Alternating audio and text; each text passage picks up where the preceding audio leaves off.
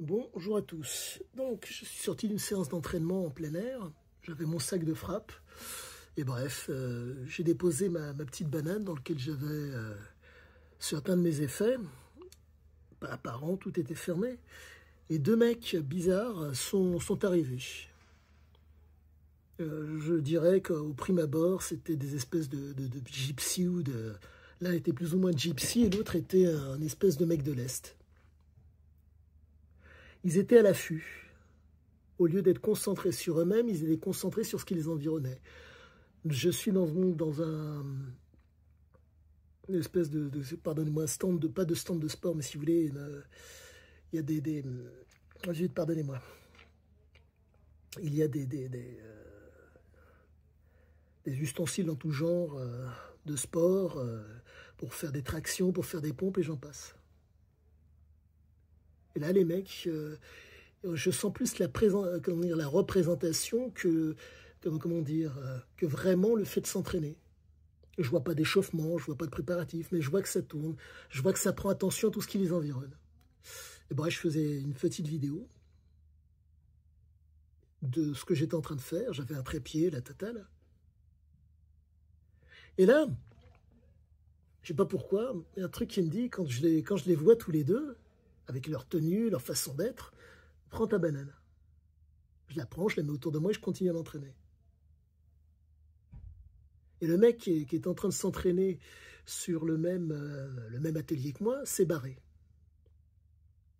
L'autre est allé un petit peu plus loin. Et tout à coup, bref, j'ai fini de m'entraîner, et tout à coup, il y a le mec qui vient me voir, qui s'approche du sac de frappe que j'avais accroché. Il dit, t'aimerais pas que je te le mette sur la tête? C'est terrible, mais c'est peut-être ma bonhomie ou qui fait que certaines personnes osent certaines choses. J'espère me tromper, mais je pense que tout ça va très mal finir. Très, très mal finir. J'espère que jamais, au grand jamais, je n'aurai du sang sur les mains, mais là, je me pose la question. Vous vous retrouvez dans un lieu public, vous ne cherchez de problème à personne, vous ne demandez rien à personne, mais la personne à problème vient à vous et elle vous sollicite. La question est de savoir si je viens violemment, elle va se plaindre ou elle va rester sur place ou elle va s'enfuir cette personne. Je pense que là, il faut vraiment refaire du français en France. Il faut réellement refaire du qualitatif français en France. Nous avons... je ne sais pas si on peut compter sur les politiques pour ça, mais c'est vraiment dégueulasse. Au lieu d'aller faire les poubelles, d'aller chercher de quoi vivoter, tu cherches à voler. Habillé comme un as de pique, tu cherches qu'à voler. Contente-toi de manger, d'avoir peut-être une sexualité avec ta copine,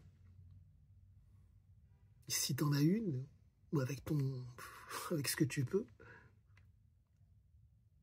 sans pour autant que ce soit une contrainte pour l'autre. Mais pourquoi venir chercher les gens? Pourquoi venir provoquer ce qui ne te provoque pas? Je te regarde, t'es à côté de mon sac de frappe, t'ouvres ta bouche.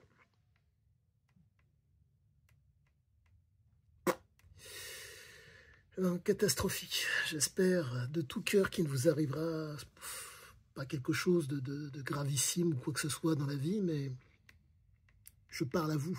Je ne parle pas de ces personnes qui sont des nuisibles. Mais sachez-le, il se passera forcément quelque chose. Pourvu que je me trompe. Pourvu que je me trompe. Mais avec ce genre de personnes, il n'y a pas 36 solutions. Soit on les a par surprise, et on s'en débarrasse, ou on les fait fuir, soit on les supporte.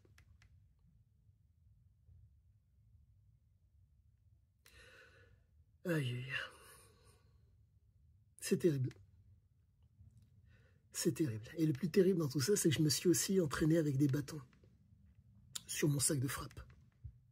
Et malgré ça, ces animaux venaient pour chercher quelque chose, étaient là à l'affût. C'est vraiment ouais, c'est de l'animalité. C'est pas, comment dire, ils ne peuvent pas raisonner, c'est pas de la réflexion, c'est de l'animalité. Il y a quelque chose là, je regarde et voilà. J'attends l'opportunité pour faire un truc. Et comme il n'a rien pu faire, il n'a pu que parler.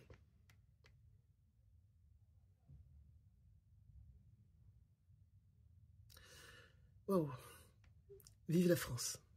Et je le dis très sérieusement, vive la France.